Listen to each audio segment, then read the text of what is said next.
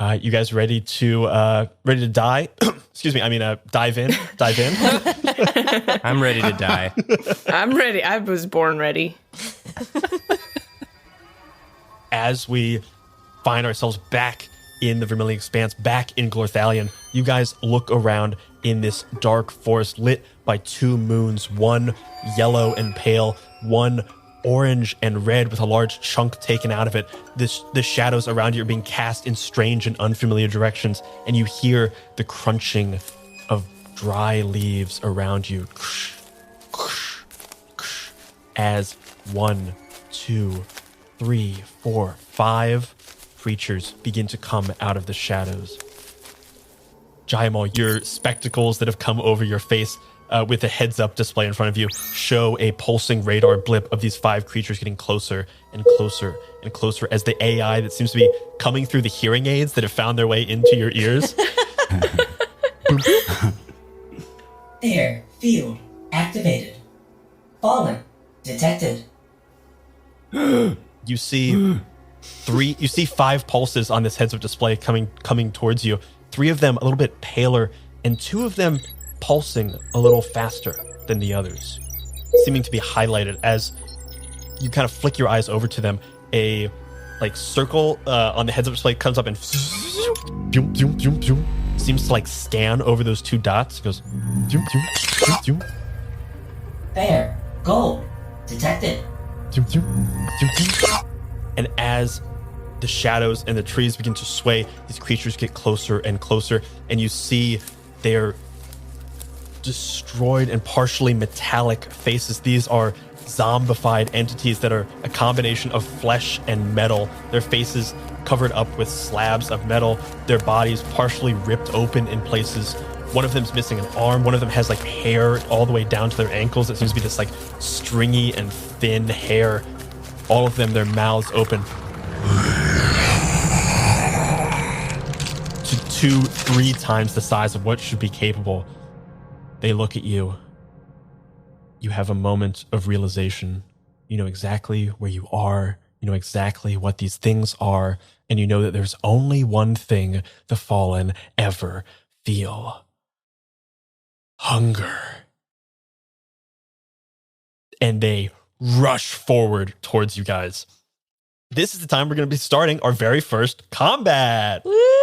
Yay! Wow. Wow. Terrifying. Terrifying. So combat in this game, rather than rolling initiative, we're going to start by just finding out who has the highest dexterity. So does anyone have dexterity 4? Anyone have 3? I have 3. I have 3. I also have 3. Oh my God, we all have 3. Okay. We're a very dexterous group. So I you only guys have 2. You guys will kind of be in a clump, yes. and you guys can decide. Anyone with equal numbers can decide when to go. As you feel these things rush forward towards you, Anna, Kelly, Enoch, and Jay, you guys look to each other, feel these new bodies around you, feeling incredibly capable and powerful, and most importantly, in this very moment, quick. You guys are first to act. Who wants to start amongst you guys? I'm not gonna think because that's not my way. Hell yeah. So Anna, aka Viper with a Y, goes, I don't know if you guys can see or not, but watch this.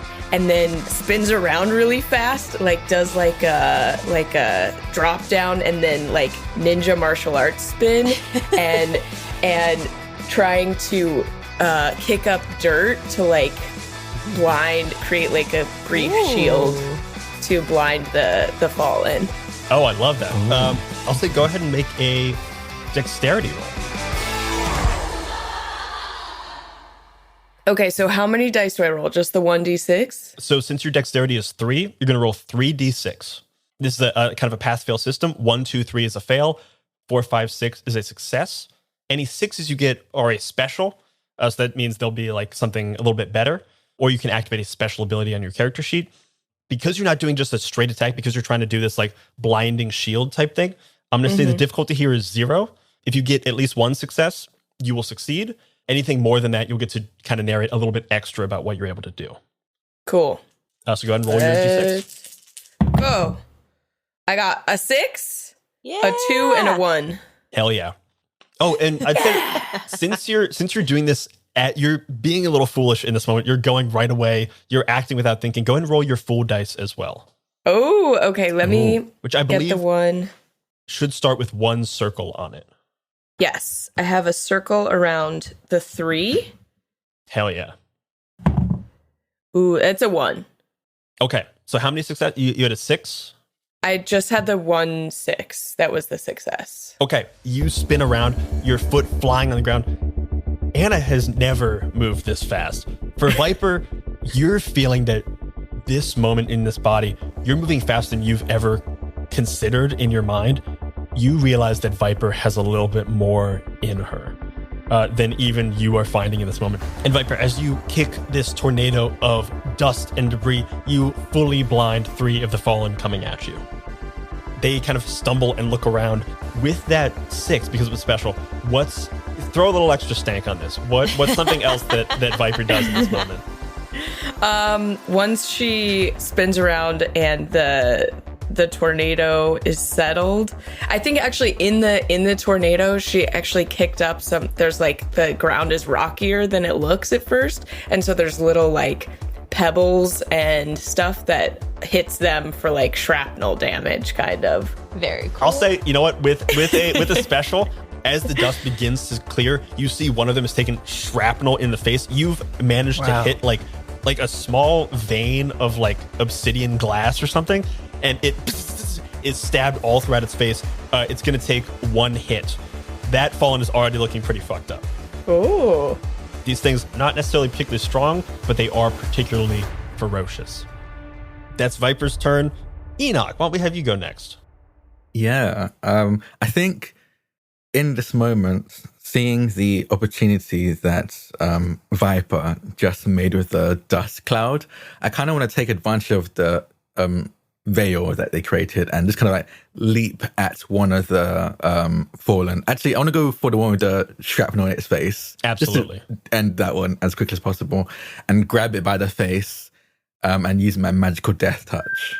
Hell yes.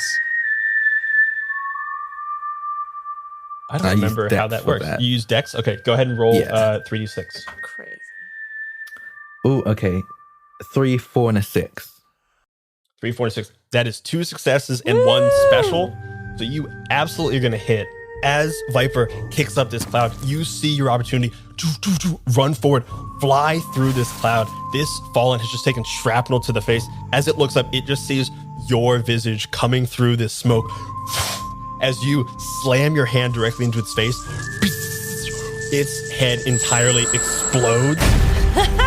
And the shrapnel from it, with your special, flies over and hits one of the nearby one, also wounding it for 1. Shrapnel squad. You see this first fallen fall in front of you, completely decapitated, essentially. A fallen. A fallen, indeed. Whoa. I kind of like shake my hand in surprise. That was cool. You feel this like pulse of energy come through you. You knew that there was some kind of power in this strike. As it hit, it is a terrifying moment of realization of just how strong you are. And I think you are also realizing, similar to Viper, that this is only one aspect of your strength. You feel a pleasing tickle in the back of your throat.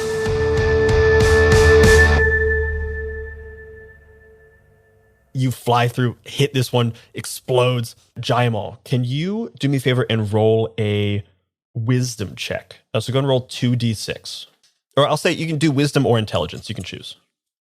I think intelligence for you might be 3. Yeah, I'll do intelligence. That's a 6, 2, and a 3. With a 6, as this head explodes, you see one of the yellow dots that was being like highlighted on your heads up display on your spectacles extinguish.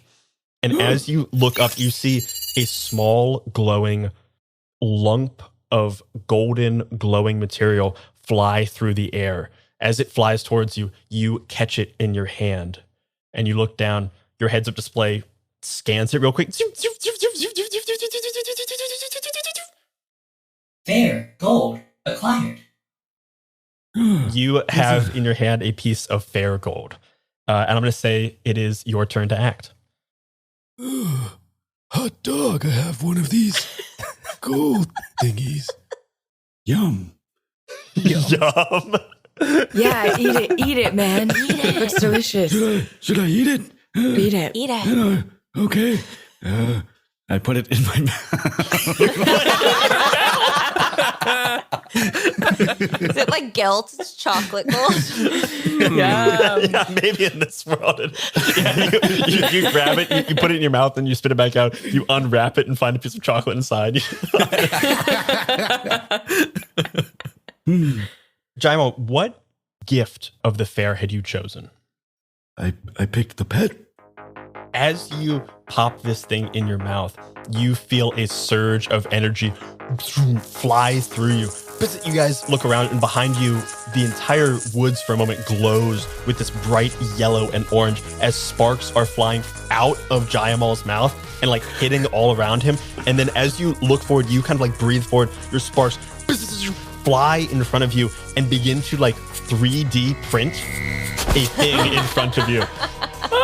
As this light is blinding, you cannot see what is happening. You just see this like scanning of printing going zoom, zoom, zoom, zoom, zoom, zoom, zoom. All of the fallen kind of like shield their eyes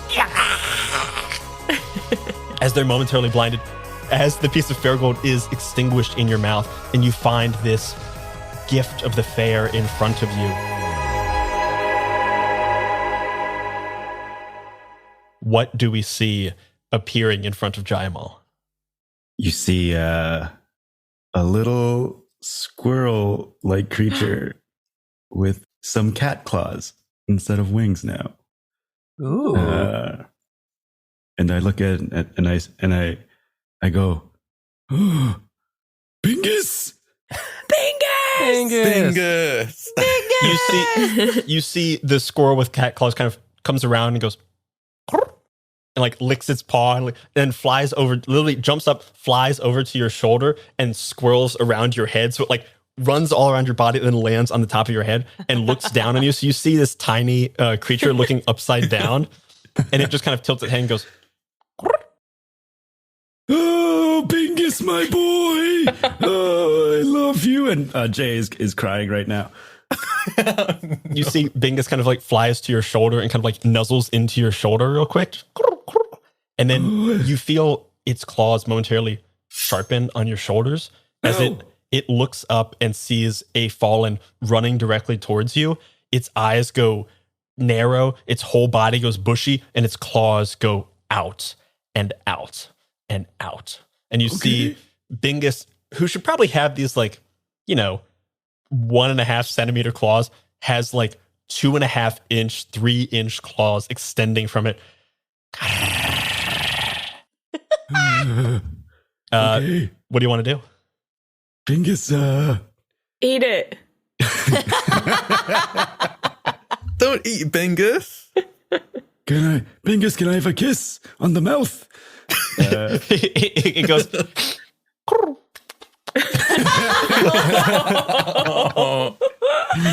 And you feel a very cold metallic kiss from this kind of like metal automaton Bingus that is on you. Yum. And then I'm like, okay, Bingus, go get it. Go attack that thing. It flies off you, glides through the air, spins around this fallen, so the fallen kind of like looks up and glances at it, and then all of a sudden tucks into a killing dive and drives directly for it. Go ahead and make an intelligence check, and you can also add your D10 to this as well, since you are using your gift. Is the killing dive, is it like trying to latch onto it, or is it like a magical dive where all of its feet are pointed forward and it's got like claws or like in a needle almost? That's what I'm imagining. It like went up high in the air and is diving like a fucking peregrine falcon, so just like getting to maximum speed. And as it reaches that speed and gets to the point of like no return, it fully flings itself back. At this angle, 5 of its 6 ends are extremely pointy, with only the tail flying back, fully booshed behind it, with this like metallic. Because remember, this is all metal, so it's like just needles. flies forward. Jaimal, what'd you roll? A 2, 2, 5. My Paragon dice 5. That's 2 successes. You see Bingus flies through this thing. You see an impact in the ground and like a bunch of dust settle. This fallen kind of looks. You see it like from the in profile. It turns to you and there's just a full hole in its face. It falls over, having taken 2 hits, dead. Ha! Bingus, that's my boy. It looks up at you, its face like covered in viscera, and just goes. Cute. That's Jaimal. Kelly, it's your turn. Kelly. She's very impressed with all of her friends, and I do think that she's feeling very like trusting of the amount where she's like, oh, this is a little scary, but also like, we're back, baby, and like strong and excited. So can I say my emotional scale is at 1? The first level of trust is admiration. And I think seeing this display from your friends immediately, decisively, you definitely feel that in this moment. So yeah, you're at 1. Excellent. Okay, cool. So wait, then I have a question about just like mechanics. I have an answer about mechanics. That's perfect. So can I do if I do like my stance, is that my turn? Or which is your stance? Bodyguard. No, that's just like active. It's essentially a passive ability. Oh, cool. Okay. That if someone does an attack to a nearby ally, you can take that attack instead. Cool. Okay. So no, you have a full attack you can do. Excellent. So I'm gonna. So we've destroyed 2 in front of us, but there are 3 more coming from behind. There are 2 more coming from behind. There's 1 still in front of you that was damaged by the shrapnel from Enoch's exploding head attack. Oh, its head exploded, but it's not dead. No. That one's dead. That one's dead. Right, the nearby one took like skull shrapnel. Got it. Yeah, classic move. All right. Kelly's, I'm going to take my ice axe and just kind of go full like berserk. Did I say I have 1 ice axe or did I say I have 2? You said 1, but we can retcon it. Yeah, I think It could be one of those. Split apart. It detaches into 2. Yeah. Ooh, like a double-headed And your mom one. and dad. Oh my god, wait. Yes, we're going backwards. It's a double-headed one that could work as 1, or I could split it into 2. And they are Bob and Suzanne. And so I'm gonna like take them and do like a very cool. It's the kind of thing where it like looks like you're spinning a baton, but when they're ice axes, it's intimidating. And then I'm just going to try to take them and basically come together, like have both ends hit either side of the head of the fallen that already has some damage. You look back to your friends. You see them handily taking care of the fallen in front of you. You turn around, full confidence that they're going to be fine behind you. A feeling that for sure Kelly has not felt in some time. Mm-hmm. It feels a little odd. There's still a little tingle of worry, but it's being pushed down. And as you run forward with a single ice axe, one of the fallen in front of you kind of like moves to one side, anticipating your blow. Your hands separate. The ice axe, almost like connected by strong, neodymium metals, separates into 2, and you hear a voice in your head go, "Oh, honey, you're doing so good." Split into 2 voices, and you hear your mom on the left, "Oh, honey, you're doing so good." And your dad going, "Wait a minute, where am I?" As you fly forward towards this fallen and try to bisect it with these 2 things, go ahead and roll. Because you have an elegant weapon, you're rolling your dexterity pool. You can also roll your DH because you're attacking with your sacred weapon. The elegance of the ice axe. All right, so that's a 1, a 6, a 6, and an 8. Holy shit. Jesus. Pretty good. Kelly's having a good day, man. Oh, 1. Jesus. Okay. Jesus. I gotta look this up. Wait. Okay. Yeah, I have a question about the 6s for specials. Mm-hmm. Like, do you subtract that from your success pool? No, so it counts as a success. It's just kind of like a extra, like a special success. Okay, cool. So Abby, on your special, you get to recover 2 guard. You haven't lost any guard, But since you rolled 2 6s, I'm going to say for this battle, you just have an extra guard. So your guard goes cool. from... So it goes from 3 to 4. Like I get bonus HP right now. You rolled 2 6s and you maxed out your D8. You absolutely earned that shit. Amazing. Is that extra guard in a thin sheet of ice that covers you? Oh, yeah. Yeah, it is. I've just got a very cool icy blue sheen to me now. My hair is like a little bit of that. It's when snow is falling and it lands and it looks pretty for a second. You can kind of see the snowflakes before your hair's just like wet and cold. You guys hear behind you, Kelly running forward. You, for a moment, don't stop hearing footsteps.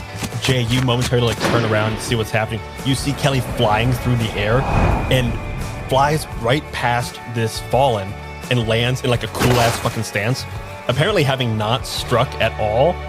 And then you see the fallen stop and slide into 3 separate pieces. Yeah. Also, I think in the world of Glorthalion, Kelly still goes by Kelly, but she spells her name Kelli. Because it's like a little more loosey-goosey. It's like chill. Nice. I love that. That's great. Kelly with an eye lands on one knee, axes slung to either side, and you hear the voices of your parents in your head. Oh, wow, that was so good. Oh, darling, that was great. Great job. Now, where am I again? You guys land with another fallen. Kelly, to one side of you, there is still a fallen that begins to run towards you, and Drac, the fallen immediately to your left that had taken a bunch of shrapnel to the face, all of a sudden turns to you, mouth agape, and dives forward, attempting to bite you. Enoch, what is your defense? Oh, my defense is 0. Defense is 0. So it rolls 2d6. It rolled a 3 and a 4. That is 1 success. You feel, as you push your hand up to try to grab this thing's maw, force it away from you, you feel these sharp dagger-like claws grab onto your shoulder and dig deep in.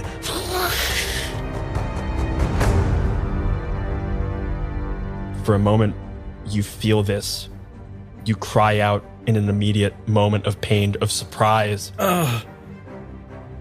That first bit of pain echoes throughout the forest, throughout the Vermilion expanse. You guys each hear that shot of pain. And for a moment, you guys each even seem to feel it.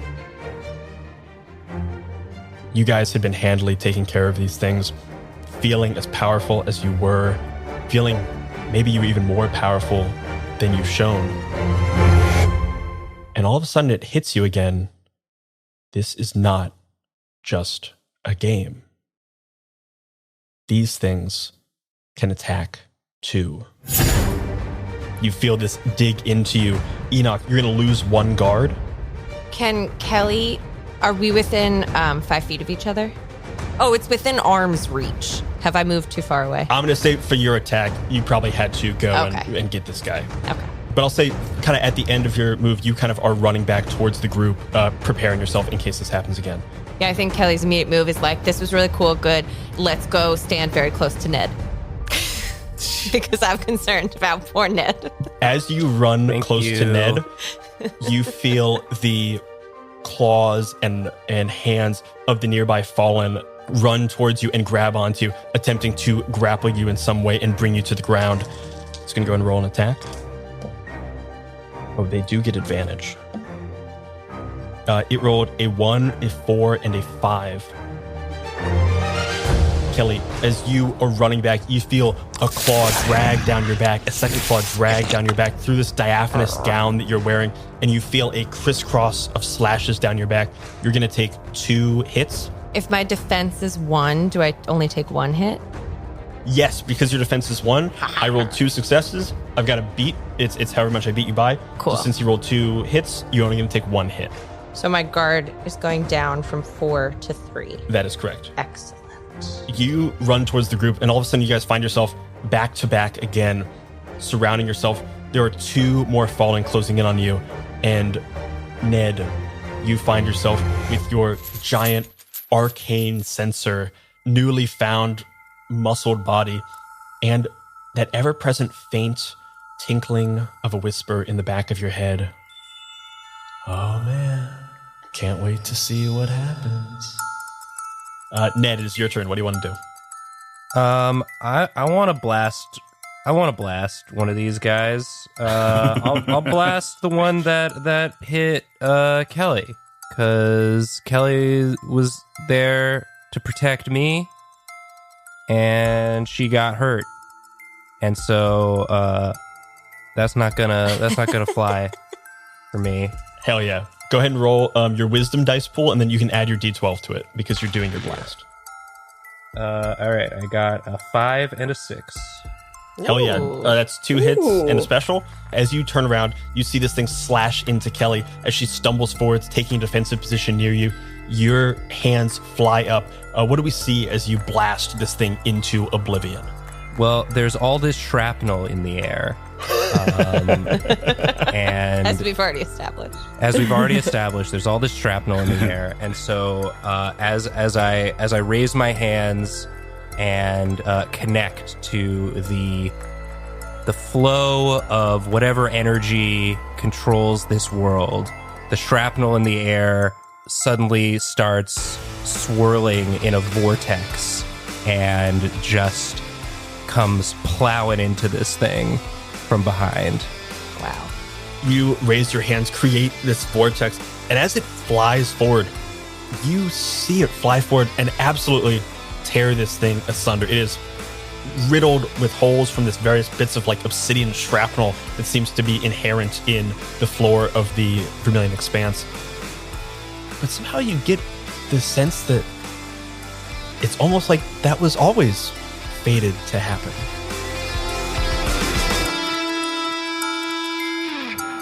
As you allow this thing to fly and release it, Ned, in this moment, you feel not a sense of good luck or bad luck, but a sense of control, a sense of just pure knowledge of what is happening.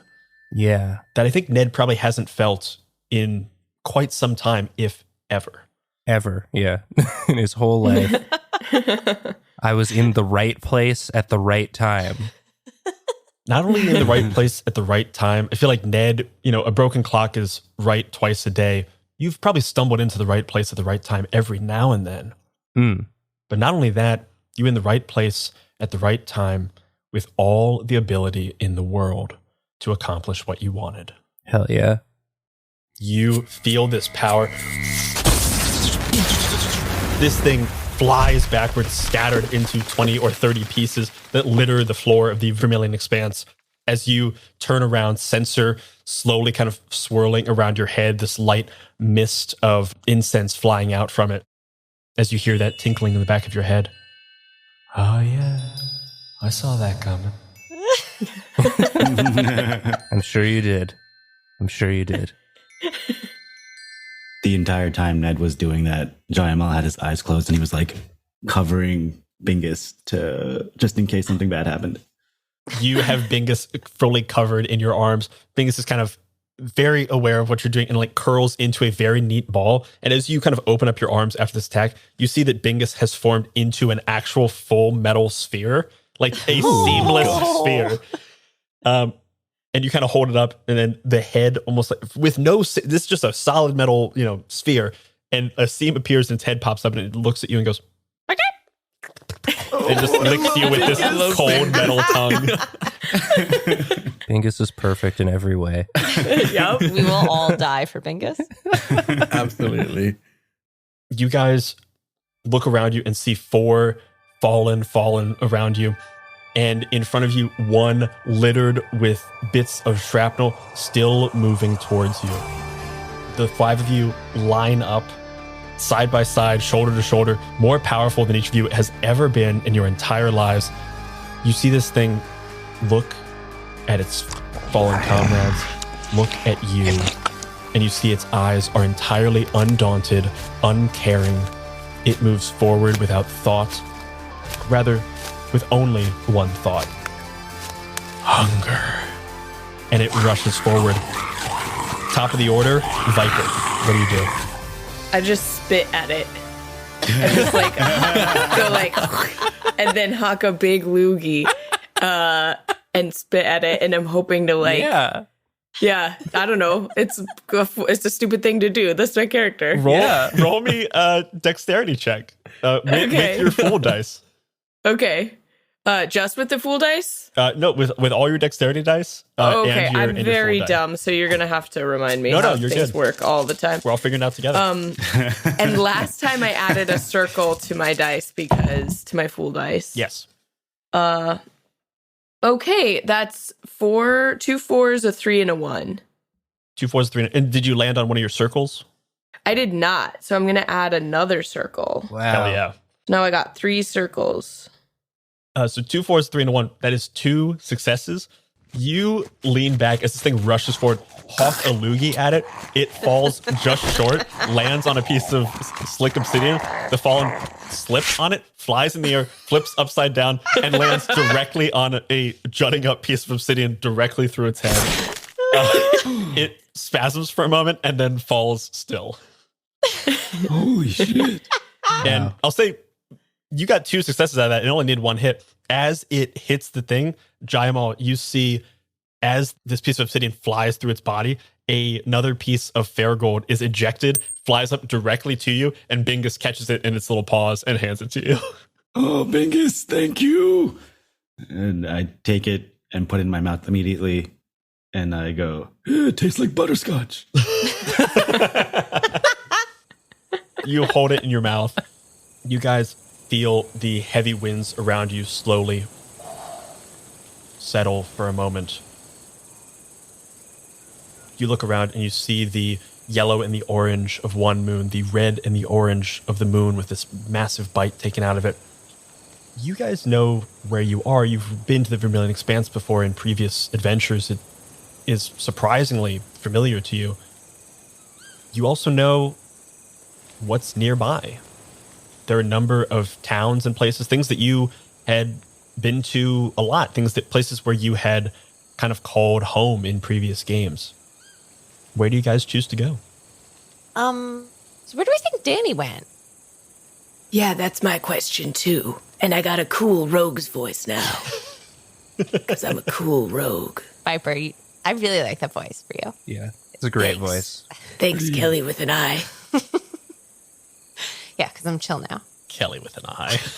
Viper like runs her hands through her like orange triple mohawk and then just looks to Jay's character. Well, old man, you're usually the one to decide these kind of things.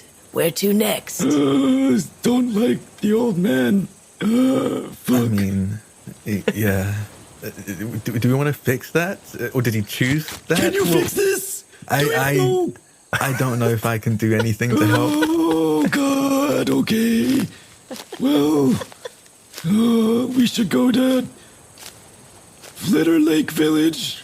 I remember that place. Oh, yeah. Yeah, no, I Ned remember. remembers. Ned remembers well, I bet. Right, Ned? Yeah, I remember Flitter Lake Village. We got into that tavern brawl. Oh, Yeah, I don't. Right. that's right. And yeah, It was okay. a tavern ball, and then it was a tavern brawl. We made some social faux pas, and by we, I mean Ned. But then he got us out of it. Exactly. Yeah. Yeah, Yeah. it was fun. I also remember, speaking of being old, there's gotta be a fountain of youth around here somewhere. Oh, sure. Here, wasn't that one of the quests that we went on? I don't know if it would be in Flitter Lake Village. But the lake itself, I want to say the water had some kind of like special healing something. So maybe if we find the source of It the was like lake. a hot spring or something, That right? makes Yeah. sense. That's why all the residents are like children from ages 8 to 15. That's what made that bar brawl so crazy. Yeah. Yeah. Yeah, We just that- beat up a toddlers. bunch of kids. They're like 400 years Beating old. us They look up. like they're 15. Yeah. those 8-year-olds had some wicked punches. Yeah, They were they rolling were cruel. Nat 20s. They're very frequently, mature, yeah. but sound like children for some reason. Yeah, it makes their insults sting that much worse. They have the intuitiveness of teens. Nothing worse than a 13-year-old flinging insults at you. They were so mean to us. So mean. Are we sure we want to go back there? Danny loved that place for some reason. Always made us go there. I think he liked being mean to us. Yeah, he got to do a little kid voice and insult us. Yeah. Danny doesn't want to insult us. He He wouldn't do that. loves insulting us. He does love insulting us. In the game. That's right. Like, Danny wouldn't want to insult us, but Danny in Glarthalion, maybe. Okay. Yeah, I'm remembering some mean things that Danny maybe needed to get off his chest and used children to do so. I think that was the first time we had the whole squash it in the game thing, and I think it was just a bit more heavy-handed. Yeah. Right. Yeah. Big time. Well, so, yeah, I think we should probably... Because maybe Danny's, like, waiting at the tavern for us. We're the bar. Yeah, with maybe. some Right. ales and stuff. Just a quick question. Was that meant to... No one else got hurt, right? I got hurt. I thought it was going to be like a kind of love tap kind of deal. I felt like they skewered my shoulder. Oh, So felt really real. Yeah. I mean, I looked down. Do I have a hole in my shoulder or anything like that? Or like, what does it look like? You look down and the shirt you're wearing, like the tunic you're wearing, is torn, and there's a large gash on your shoulder going from like the back all the way around to the front. It's a good like inch wide now, as it's like kind of split open. It's bleeding. Like you've put some pressure on it. It's like you're not like dying out from it, bleeding out from it or anything. But you see exposed flesh that looks and quite frankly feels very real. Did Egrin take a wound from that, or was it just a guard? God. Okay. Because I can heal wounds. I can't heal guard. But I can I heal bet wounds. the waters from that lake could heal you up real quick. Honestly, yeah, that sounds good to me. Ned, for our purposes, you can use your healing abilities on this. Oh, okay. Oh, let me take a look at that. Yeah. That was I forgot Kelly, yes, also took a strike, and I think once Egrin mentions it, that like the adrenaline is wearing off a little bit, and all of a sudden she's like, yeah, my back is stinging. Can someone like take a look to Bingus, something? go lick. You want Bingus to lick lick the back, Kelly? Oh, that's like so nice of Bingus. I'm good. Okay. Maybe I'll just wait till we get to like the lake and stuff and see what we can do there. But Okay. so nice of Bingus. Thank you so much, Yeah, Bingus. yeah, of course. But yeah, above game. I can't remember if because I know we talked about it after the show. Did I already say that my character's in-character name is Ingrid or Igrin? Why or don't I we can't remember if I have. do a little bit of that real quick? Drac, what in-character name? What's your in-world name? Yeah, so I think after experiencing or seeing themselves, they think they need a much cooler name. Just Enoch is kind of boring for this suave yet maybe weird lich skeleton thing going on. So he's going with Igrin Delmont as their name. Ooh. So cool. I think that's also the name of someone who can handle turning to their shoulder and seeing a large gaping wound Right. Yeah. and feeling the ability to shake it off despite the pain.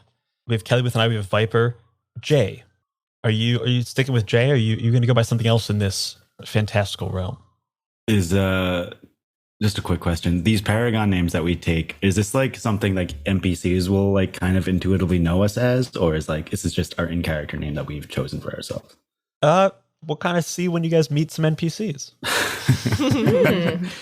Yeah, like if they're NPCs that we've met before, these are new characters. So they might not know us. I don't know. That is good. So these are new characters from what you played as kids, but you don't know to what extent the people you are inhabiting now have some pre-established backstory, or if they are truly new to this realm. Okay. I'm going to say Jay is very focused on why he's old. So his paragon name is Jayamal. Nobody, I guess. Yeah, that's what I'm gonna go with. Jayamal. Hell yeah. And Ned. I am Cass, the seer. Love a name separated by a comma. Oh yeah. And then do we know if Danny has an alternate name or do we not know yet? Or You don't know. Big doofus. Big Nice. doofus. Got his ass. You tell him. Got him. Game over, man. game over. When we see him, that's what we're going to call him. Big doofus. Big doofus. Yeah. If we all commit to saying big doofus, what's he going to do? Yeah. 5 against 1. You can't stop it. Yeah. Cass, you run your hand over Igrin's shoulder and you feel the sinew begin to close back over top of each other. Ooh. What, Cass, as you do this, what are you feeling in that moment as you kind of see your touch and your power begin to reverse something so like devastating and painful? I mean, I feel like I'm coming to terms with this. This is what the game. This is what the theater of the mind would be doing if we were sitting around the table playing a game. It's real, and I can feel the power that I have. That I'm like, these wounds would close on their own, but I'm accelerating that process. I'm taking what's inevitable and harnessing it myself. You see up in the corner, you feel a tinkling of bells, tinkling of chimes as you see Fate kind of lazing on a nearby tree branch with a pocket watch in its hand, slowly winding the time slightly forward as you feel the wound close beneath your hand, and Fate stop the watch for a moment and put it back into their pocket. It kind of looks over at you, waggles a finger, and from all around you in your head you hear, "Still not surprised, man." There's still time in the day. You're running out. And it falls backwards and disappears before it hits the ground. Could I add some flavor to that as well, to the healing process? I think maybe Cass doesn't really understand it. Maybe Fate is fully aware of it, but I think there is some resistance to it as well. Like, you feel like it should be easier for you to pull this inevitability, this fate closer in time, but there seems to be something almost like it doesn't enjoy or like the fact that you're doing this to them. Interesting. And Igrin themselves is obviously like, yes, please heal it, but there's just something else going on. It seems like they're pushing back at this gift from a Godbinder. Huh. Interesting. You guys start walking through the forest. You guys heading to Flitter Lake Village? Yes. Yeah. As we walk, we're through the forest. I'd like to be like dancing kind of from tree top to tree top. Maybe like Bingus and I like racing through the trees. Absolutely. Kind of ahead of everyone. I'm just like so luckily like every step I take just like lands on the perfect like branch to walk on. Go ahead and roll me either charisma or dexterity. You can choose. Okay, I'll roll my dexterity. Okay. And I'd like to add my dice. Yeah, absolutely, you can add your to it. Okay, great. Because seems like a very foolish thing to do. I did not again get one of the circles, but I got 2 3s and 2 2s. 2 3s and 2 2s. So no successes. Oh God. So you, Viper, you kind of like acrobatically fly into a tree. As you do, Bingus flies up next to you and kind of like paws the ground or paws the tree as if like saying like, "Yo, let's race." It jumps forward. You fly forward. And as you go to grab something, you grab onto a thing, flip in the air. Bingus kind of like side checks you, and you crash to the ground. Bingus. Bingus is vicious. I look up as from the like sprawled on the ground with the wind knocked out of me as Bingus like chitters down from the tree like there's like fuck you squirrel. And then I get up and like dust myself off and like look at everyone like don't say shit and then start walking. Bingus got you good. I think that's all. From what I heard, there were no rules discussed, so I don't think Bingus did anything wrong there. It's true. It's true. Good one, Bingus.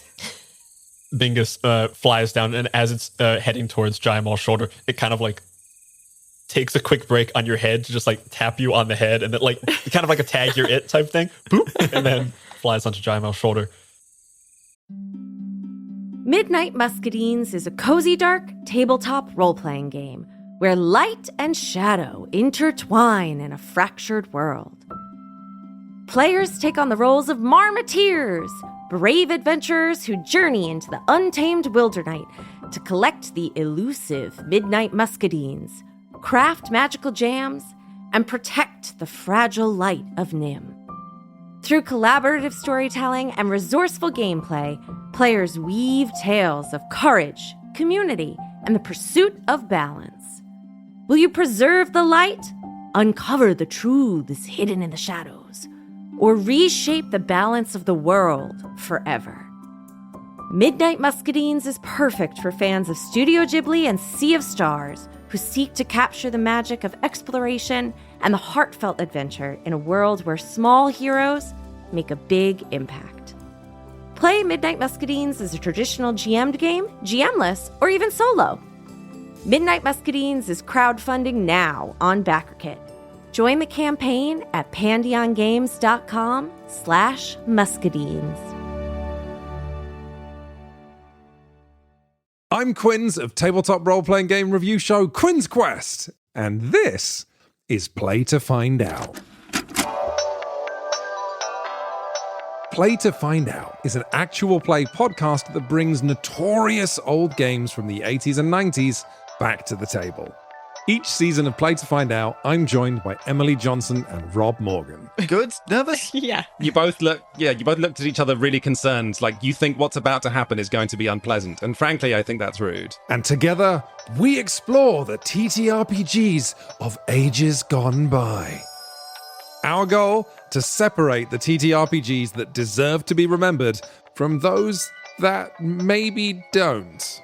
I don't know, Emily. It was the 80s. A lot of people were on cocaine.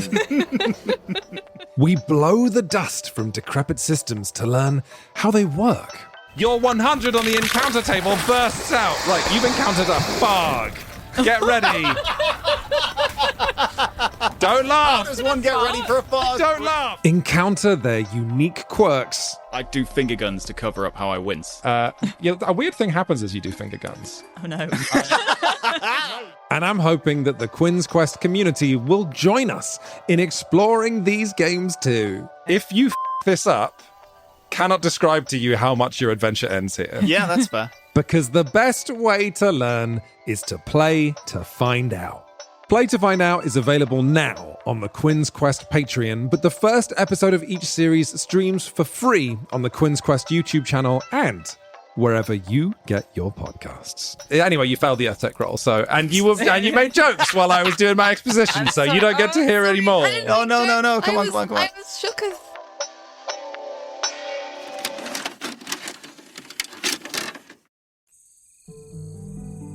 You guys begin to make your way west. You guys hit the banks of the Spitterdew River and begin to follow it south towards Flitter Lake Village. You know this isn't a very long walk. You very quickly realize you're nearer the edges of the forest, not only because you recognize this river and how wide it is getting, how close it must be to the mouth of the river into the lake, but you also know that those fallen were fairly, not weak, but not as powerful as some you have heard of that live deeper in the forest, and you're pretty sure you were pretty close to the edges. You guys walk for a good hour or so, the moon's staying high above you. You know you're probably deep into midnight or maybe slightly past. Oh, wait. You've got till morning. Okay. It's 24 hours. Yeah, 24 it's hours. 24 hours. Okay. Starting from, yeah. Yeah. no. As midnight passes, you hear a toll of a distant bell, and Fate comes down and goes, you have till morning. We didn't really make it clear, but I just want to be fair. Okay, appreciate bye. that. Thank you. And every time Fate's showing up, we're just seeing like the same owl that we saw before. Yeah, you see this owl fly down and like chitter at Cass. After an hour of walking, you hear a distant chime, and you guys hear it, and it's a lot closer than you expect, and you kind of run forward, and you see the forest breaking, and you see it opening up, but much, much sooner than you would have expected, because you see the village off in the distance, but to your recollection, the forest went up right to the village line. As you come out of the forest, you see for a good half mile stumps of uprooted trees that have been seemingly pulled up whole hog from the roots. You see massive divots and holes, trunks that have been absolutely demolished by some kind of either large piece of machinery or some kind of large beast of some sort that has apparently grabbed a tree and pulled it directly out of the ground. Between here and the village, which you see the village off in the distance, there are plumes of smoke coming from like various different chimneys and things. You see this village is still active and there, but between here and there is a graveyard of former bits of the forest. And you walk through it and feel just a little bit uneasy about what this is and what this may mean. Because this village was always very careful about disturbing the forest. As you make it to Flitter Lake Village, you see on your left are the banks of the massive Flitter Lake namesake. And you see it is kind of sparkling and glimmering in this very fun, cutesy, fey way. You see little bits of ice, even though it's not quite cold enough out for it to be icy. There are little bits of ice just kind of floating along, and little six-legged frogs that are like purple and green, hopping back and forth between various bits of ice, kind of like surfing them in the waves. The ice frogs. Oh my god, you guys. Oh my god, yes! They're so cute. I haven't thought about this in 20 years. You see a giant dragonfly flies by, and the frog spits out two tongues, one a distraction tongue and one a real tongue. And the dragonfly all of a sudden goes, oh shit, and is pulled into its mouth.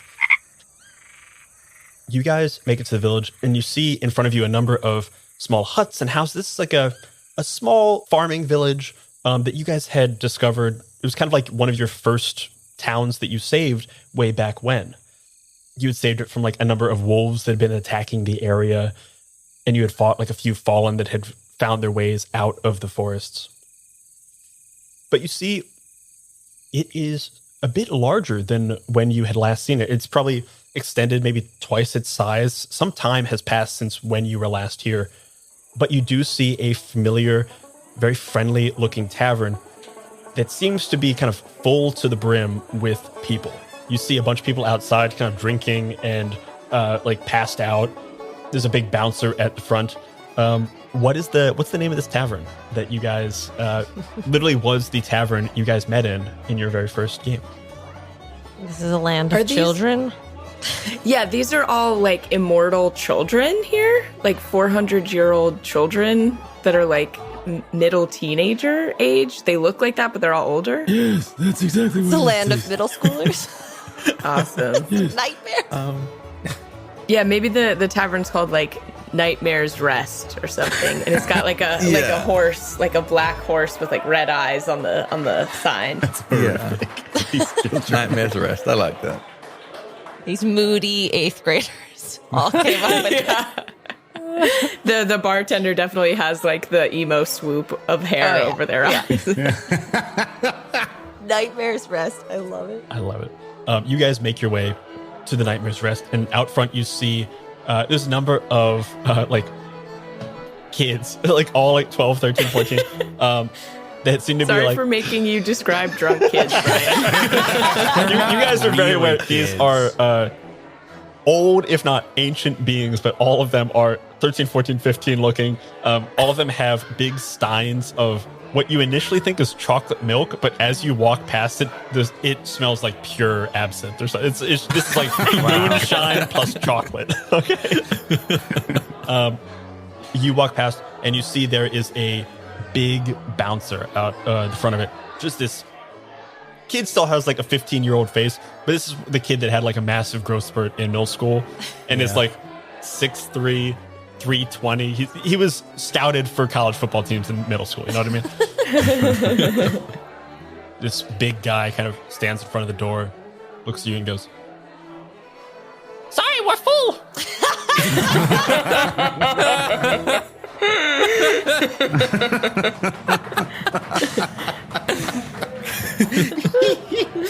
You can maybe try the Benny Bine Tavern if you want. Is there any chance that we could just like pop in super quick and get a drink to go and just like come sit out here so we're not taking up space?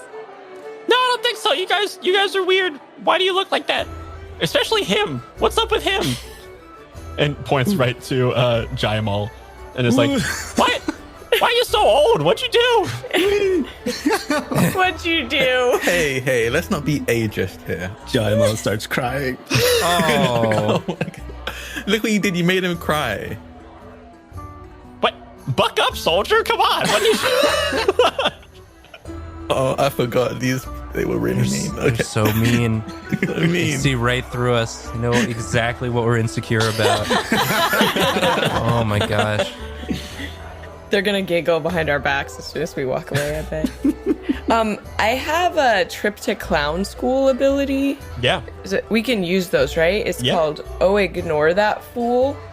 So I can add a cross to your dice to make someone drastically underestimate or ignore the fool in a situation when they really shouldn't. Okay. So I'd like to just like distract this guard to slip behind him, or like just have them totally ignore me as I slip behind them into the tavern. Yeah, you, the guard kind of is like looking at everybody and going, "Sorry guys, you can't come in. Like, we're full to capacity, and also, I don't know, I usually know everyone that's coming in. Oh, hey buddy." And opens the door and you just walk right in. All of you look as Viper just the person looks directly at them, addresses them not by name, but clearly like seems to recognize them, but doesn't. Opens the door, lets them in. Wow.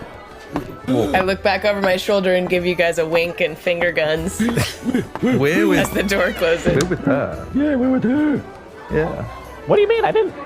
No, there's no way you're with her. What? No, trust me. As you find yourself inside of, what is it called? The Midnight's Respite? The Nightmare's The Rest. Nightmare's Rest. That's so much better than what I just said. As you find yourself in the Nightmare's Rest, you see a raucous bar. It's like a two-story tavern, ground floor, and there's like, a railing around the outside.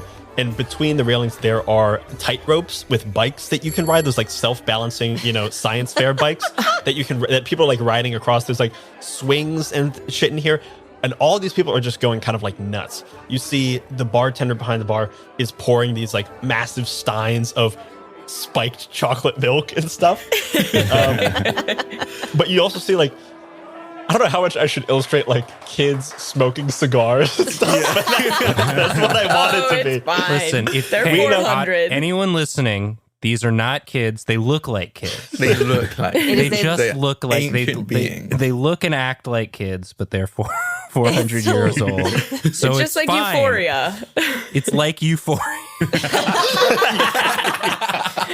Yeah, these are like Hollywood middle schoolers. They're all 35. Zendaya's like a full 400 person. years old. Yeah. It's just the land of ancient middle schoolers. It's fine.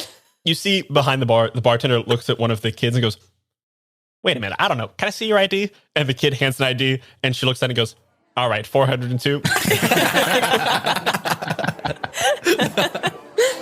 You do see that though there are these like childlike looking people flying around and having fun, drinking and smoking and playing games, there are a number of non-children in this place. You see a group of elves off in a distant corner, very regal and like jaunt gaunt jaws. Gaunt jaws. Very sharp features. Very festively dressed. Very beautiful. Each of them is like just, yeah, they're elves. And behind the bar, you see a couple of dwarves are walking around, very jolly and like hanging with the kids. That also seems weird. Oh, we made it weird.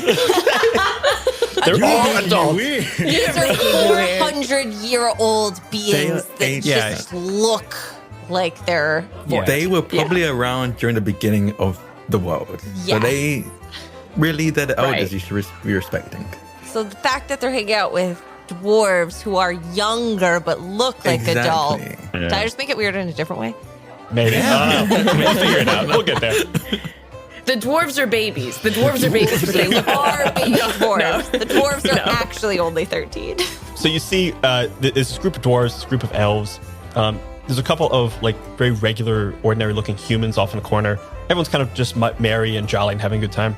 And you see the bartender behind the bar who had carded this kid.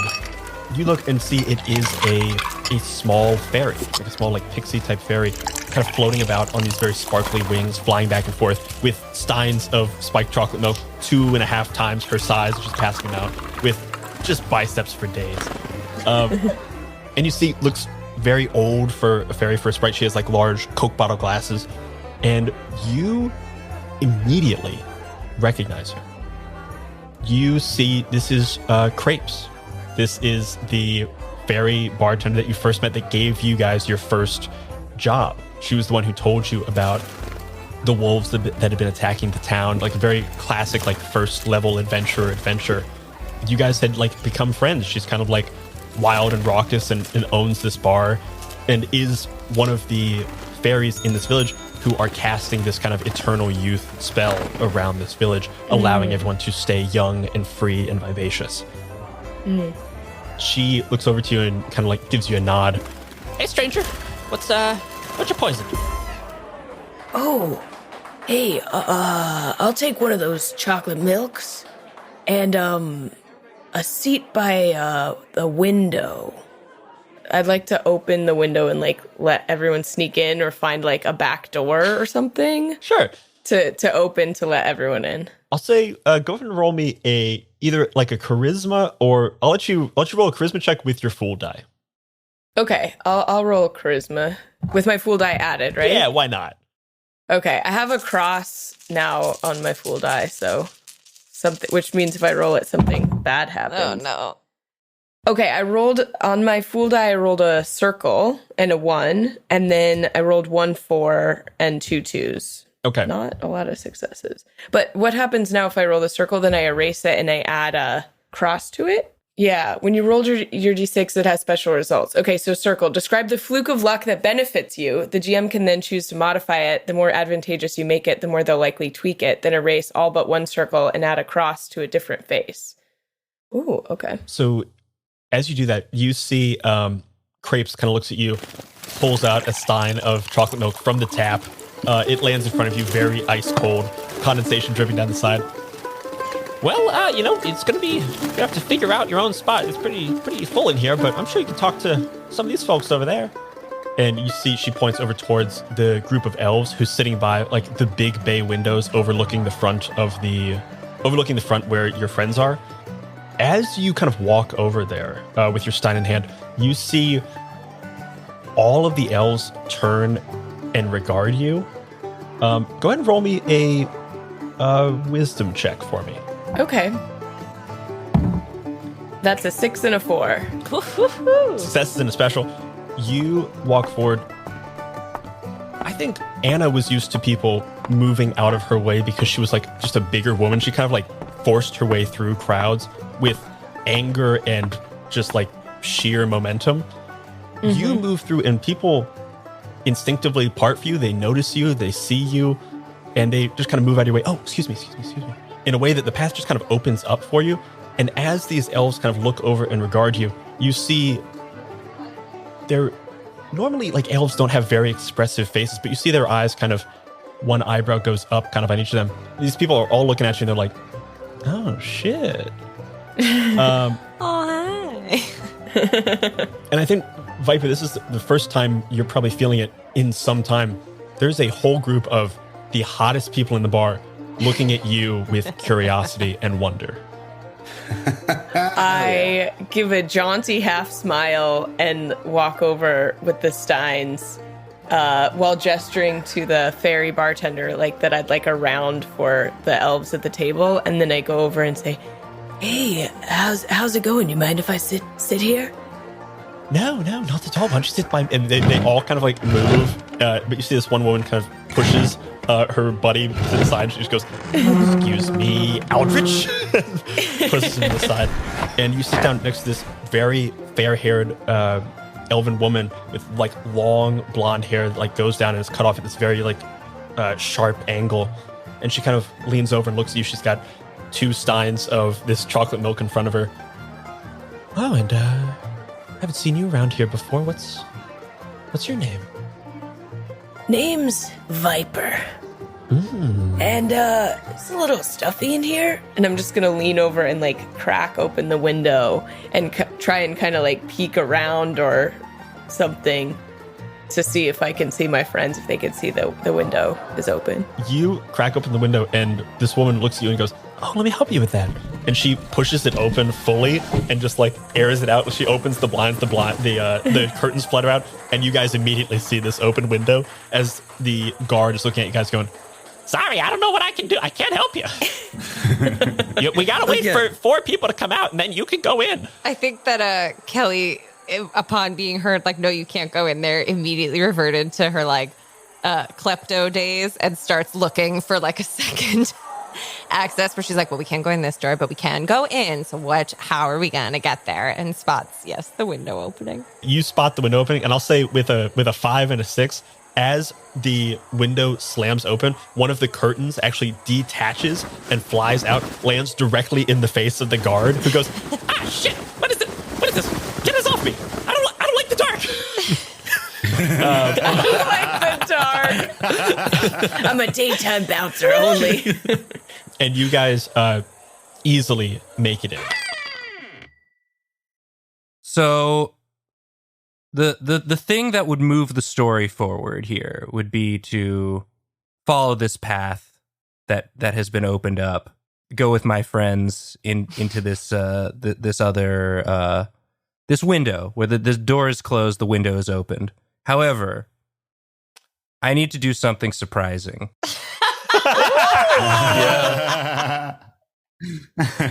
So I let my friends go into the window.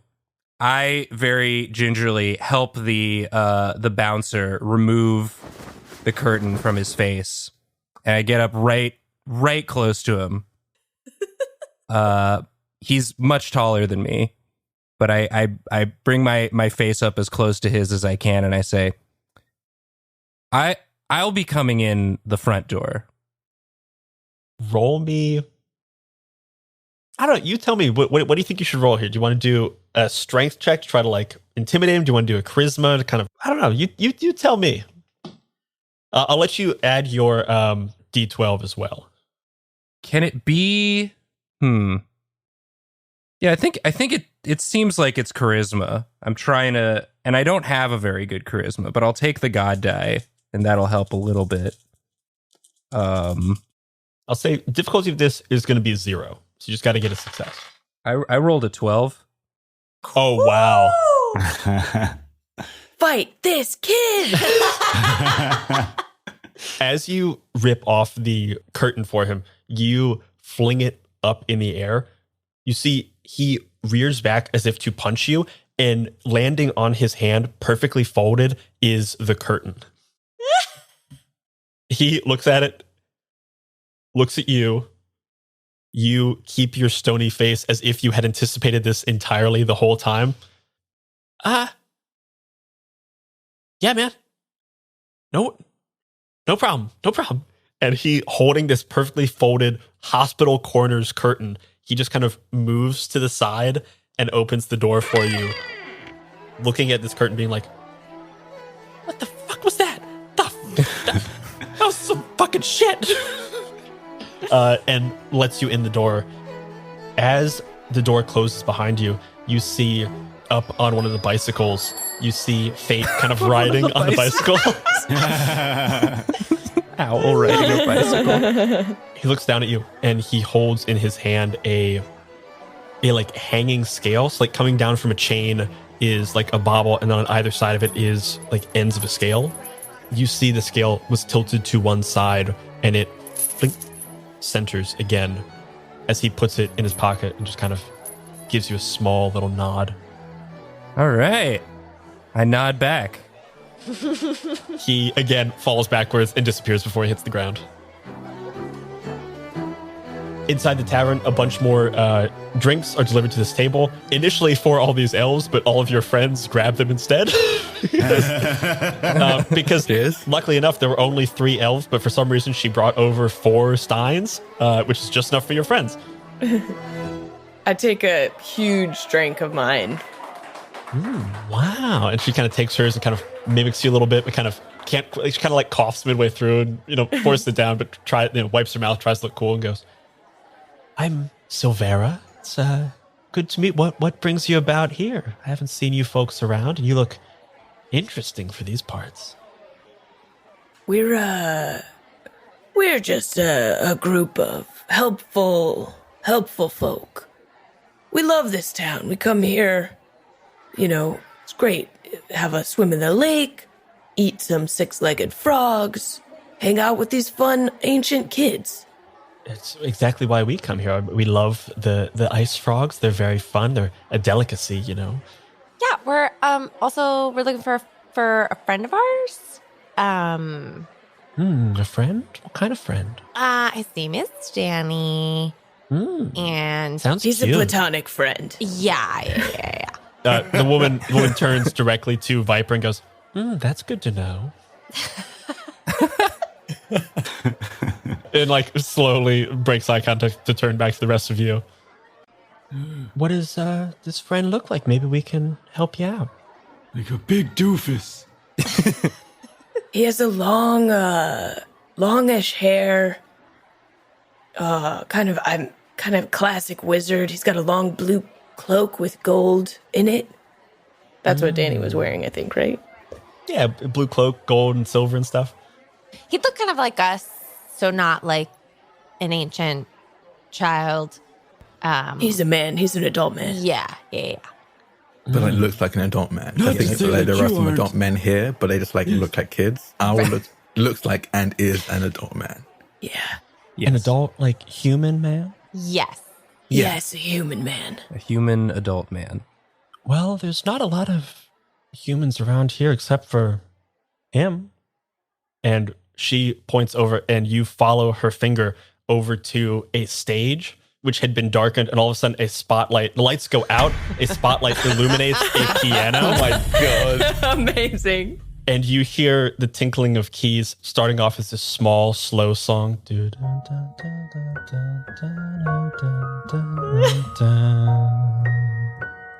And you feel like an electric sustain pedal hitting that last key that just goes.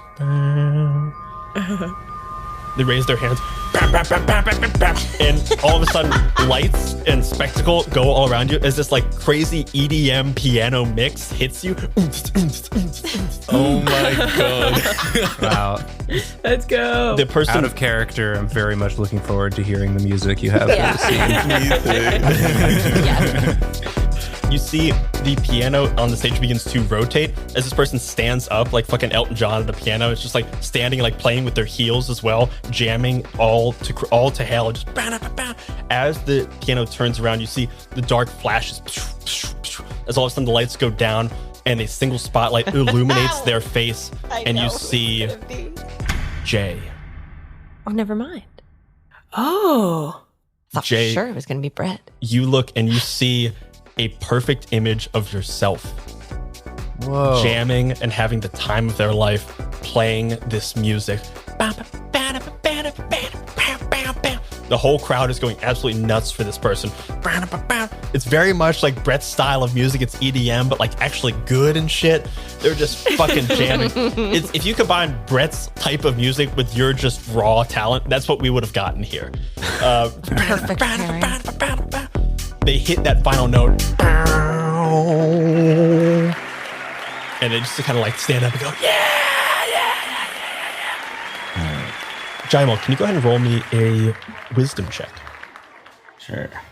I'd like to reach over and touch Jaimal's face just to make sure that he's like actually sitting next to me. You touch some very, very loose skin. It might peel off if you do that again. Please don't. So soft, but in a bad way. Don't touch me. Uh-oh. That's a 1 and a 3. 1 and a 3. Oh, no. In general, if you roll a dice pool and you have no successes and a 1, that's a critical failure.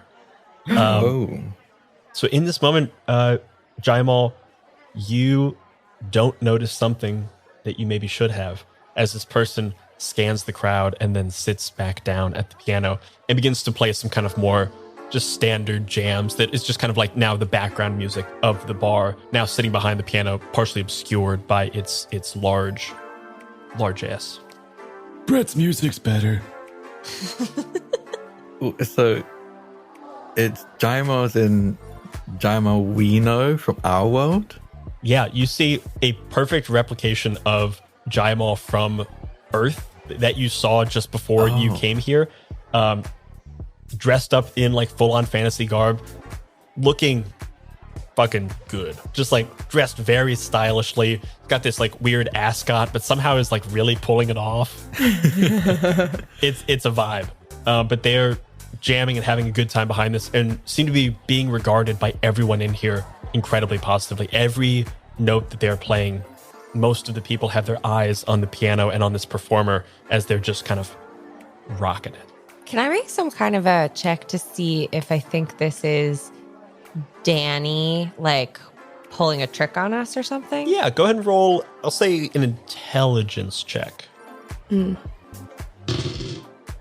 That's a 4 and a 3. You aren't entirely sure. I'll say with just one success. This person doesn't look like, you see like people running up to them and like touching them, patting them on the back. So it's not a hologram or like a full illusion. And they're not like glancing over at us, trying to be like, hi, do you see me? Do you see me? Sort of a thing. You know what I will give you? I'll say with one success, you do see them glance over and they clock Jaimal and kind of their eyes linger for a moment as they're scanning the crowd and then continue scanning. You see their expression drop for a moment as they make eye contact and then continue on with what they're doing. So definitely recognizes Jaimal. Jaimal, that's you. That's you, or you're not Jaimal. So what's happening here? Jaimal's like sipping the chocolate milk and goes, Needs more butterscotch. So old. I'm me. What do you mean? Who's me? and I think Jaimal finally looks up and clocks that the other one and goes, Oh my god. I look good in an ascot. You do look good in an ascot. You do look good in an ascot, yeah. It's true. No arguments here. You see one of the elves next to you goes, you would not look good in an ascot, honey. No, God, that's... Oh my gosh, Jaimal, don't even listen. You would look so good in an ascot. So Thank you, good. Kelly. Thank you. Should I go say hello? No, I don't know. I don't know, really. Maybe wait for a break in the performance. I shouldn't go up now. No, let's wait and do it sort of like low key. Like, I don't know if we want the whole bar watching a Parent Trap moment. Maybe we can sneak backstage and interrogate this guy and see what he's doing with your face, man. He's stealing your deal. That is my deal. So Vera, does this guy perform here often? Oh, yeah, this guy's... He's the tits, okay? He's just great. I mean, he's been playing here long as we've been coming here. And I swear to God, he looks better and better every day. Oh, damn. I mean, it's kind of a Benjamin Button town, so I think you look better and better. I'm sorry, Benjamin Button? I don't get that reference. Oh, he's a tinker. He's a gnomish tinker in a couple towns over. Oh, cool. Really good at like making things look really pretty, doing like finishing work, that sort of stuff. Yeah. Okay. He practices like restorative magic. You see Silvera kind of just like fully ignores Kelly and is just keeping their eyes focused on Viper's just like, oh yeah, interesting. Yeah, I've actually never seen that tinker, but I've seen his promotional material. So I have like an idea about like what he does, and You get the tinker reference. I get the reference. Yeah. I think Viper would like to. Hey, Sylvania? Silvera, darling. Silvera. Sorry, I'm not good with names. I love the way you say it. Thanks, Silvera. How about you and me maybe go check out backstage? If that's okay with the group, I'd like to infiltrate again the backstage and wait for this Jaimal back there. Kind of like eyes the rest of her party and goes, I'd love to go backstage with you. I've never been backstage before. And all of her friends are like, she's been backstage before. She knows what. And so I'd like to, like, just with the friends watching, like, so they know where I'm going to kind of, you guys can follow if you want, I guess, or just lurk outside. Do you want Bingus to go with you? Yeah, perfect. Bingus, go beat Bingus over there. Silvera, check this out. Viper, Bingus lands on your shoulders, and Silvera kind of recoils a bit, like clearly disgusted, but then kind of goes, oh, so cute. Kind of like gives it a pet, and Bingus kind of like curls into her arm, and she's kind of like, oh, okay, I'll deal with this too. Metal squirrel. Jaimal, I'll say because you consumed a piece of fair gold, you on your spectacles, you see Bingus's eyes kind of rotate and like nictate open like the lens of a camera, and you all of a sudden have a heads up partial display of looking through Bingus's eyes. Oh, so cool. You also see a little like narration at the top of Bingus's thoughts, and it's just him going,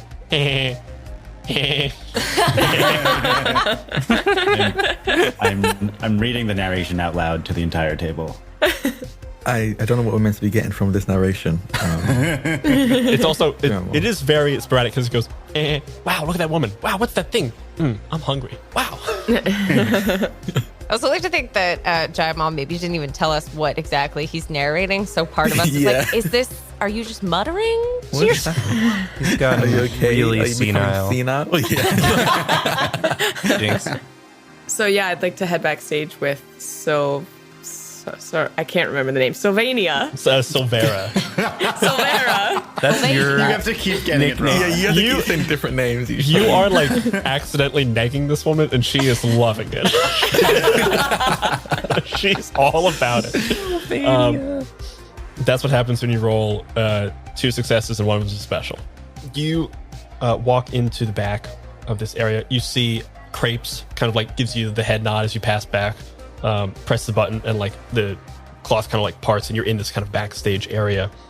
Through the curtains, you can see this Jaimal, this version of Jaimal playing the piano. It's clearly like getting towards the end of a set, and Silvera kind of looks at you and like cozies up and it's like, "Oh, so what'd you have in mind?" I just stretch and like put my arm around her and then send Bingus, kind of gesture to Bingus to like go up and approach the J on stage. I don't know if I can control Bingus like that, but I kind of gesture like that's where I want him to go. You stretch your arm out and Bingus runs down your arm as it goes like behind Silvera. She kind of like shivers as it goes behind her, tucking herself into you, and then Bingus flies off through the curtain out and like grabs onto the curtain outside the stage, is looking down at Jay. Jaimal, go ahead and roll me a intelligence check. I'll say you can add your Neo die as you're like looking down through Bingus's eyes. Okay. Squirrel valence. Am I right? And then, yeah, okay. I got a 1, 1, 4, and a 5. 2 successes. You see on your heads-up display on your spectacles, it kind of maximizes the screen. You see a little bloop red recording dot, and then Bingus just his head starts to just rotate at a constant motion.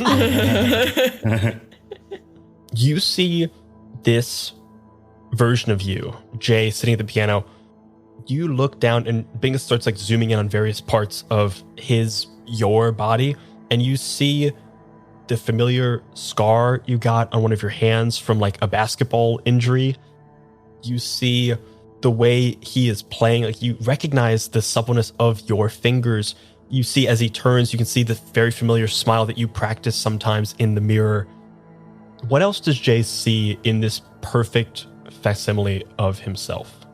He sees like the way he's like playing the keys, like he can like see the pain from the years of playing basketball, like the arthritis in his fingers, making each keystroke like painful. Like I can tell why like there's hesitation in each keystroke. It's like the pain from the years of playing basketball, like the arthritis in his hands.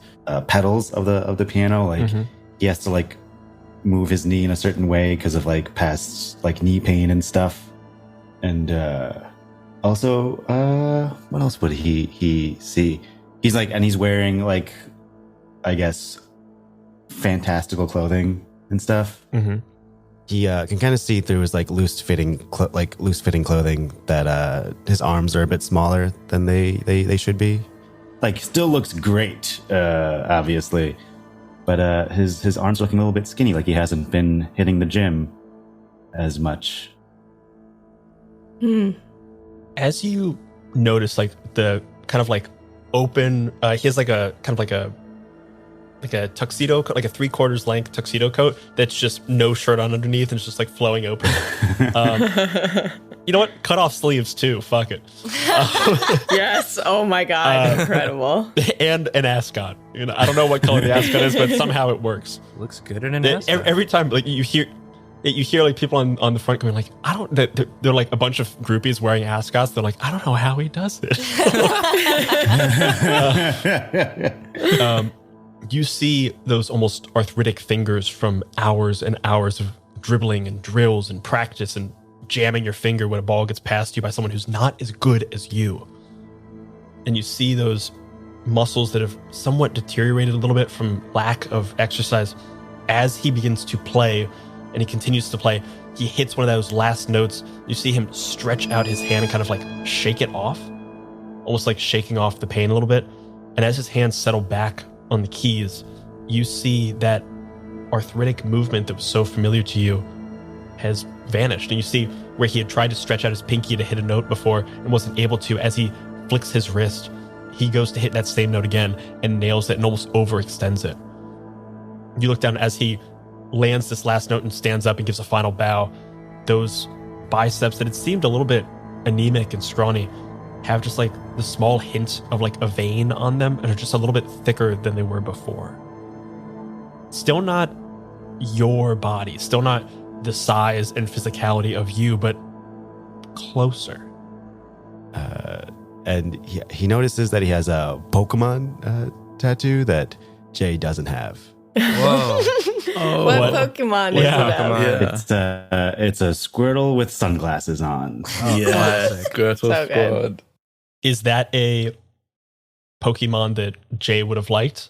Like, was that Jay's starter Pokemon? That was Jay's favorite Pokemon. Hell Great yeah. choice. Squirtle with shades.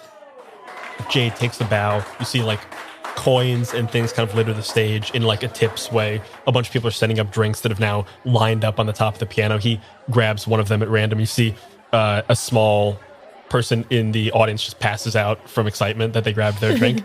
And Jay goes backstage and is immediately met with Viper and Silvera. Very cozy and cuddly. Silvera is like really kind of getting up in it and is like looking at you. And Jay walks back and goes, What's all this? Hey, hi, good to meet you. Hey. Hi, what do you, it's kind of my staging area. What's up? Yeah, big fan. Also, what the fuck are you doing in my friend's body? What do you mean, your friend's body? I mean, You look like my friend Jay, but I know he never got that Squirtle tattoo. He debated for years, but he never got it. Kind of looks down and like pulls his cloak kind of closed over this tattoo and goes over to start like mixing himself a drink. You see him like pouring various liquors and spirits and putting ice and like starts shaking a drink. His back to you and just kind of going, well, I don't know what you're going on about. This is me, and you're kind of in my space, so maybe cool it on the spiked milk, okay? And fans can wait outside. I do autographs at the end of the night, so if you and your friend here want to wait for an autograph, that's totally fine. I'm happy to sign something for you.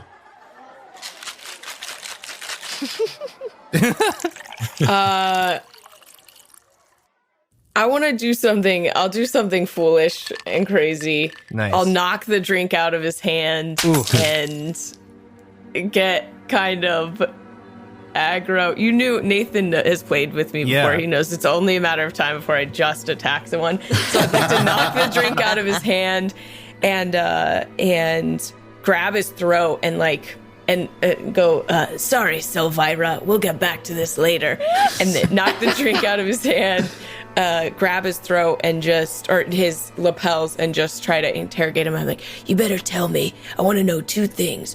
Where'd you get this body? And have you seen an older, normal human man around with long hair and a long gold and blue and silver cloak? Go ahead and just roll your full dice. Okay. This is going to be kind of a luck check. Okay. That's a 4. And is that a circle or an X or just a 4? It's just a 4. As you spin this person around, grab onto their lapels, you see a flash of anger in their eyes, but this is not anger of someone being grabbed and handled in a way they don't want. This is something much deeper than that. You see a flash of literal red that goes from their eyes and almost echoes out of it. And as they open their mouth, you see a small smile. That anger kind of dissipates, their eyes return to normal, and a small smile creeps up their mouth, and they go, oh, honey. No. That's not how I play. And you see their fangs distend. And as you're holding on to their body, they reach forward, grab onto your head, and move to bite you.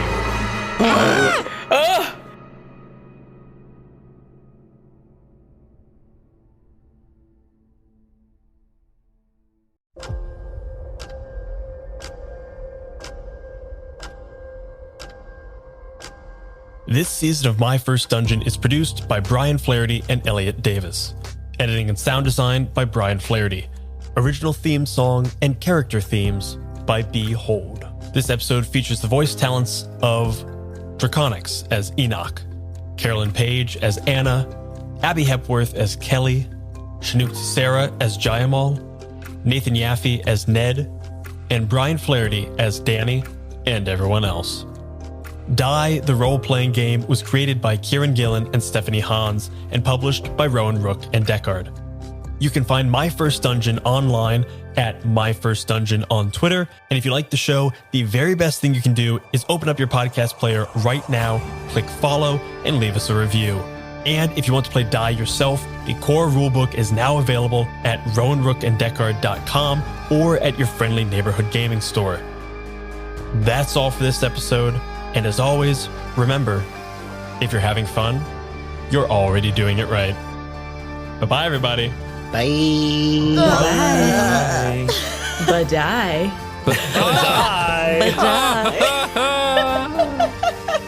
Badai.